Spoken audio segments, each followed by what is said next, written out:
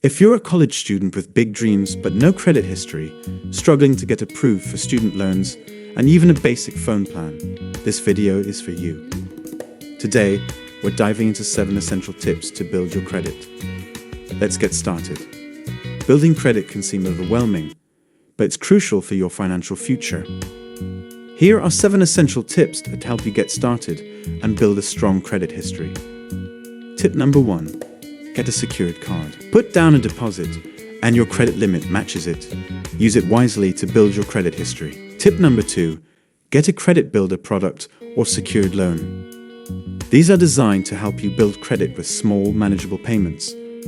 Tip number 3. Use a cosigner. A cosigner with good credit can help you qualify for loans or credit cards you might not get on your own. Tip number 4. Become an authorized user. Piggybacking on someone else's good credit can boost your score. Tip number 5. Get credit for the bills you pay. Use services that report your utility and phone payments to the credit bureaus. Tip number 6. Practice good credit habits. Always pay on time, keep your balances low, and don't apply for too much new credit at once. Tip number 7. Check your credit scores and reports regularly.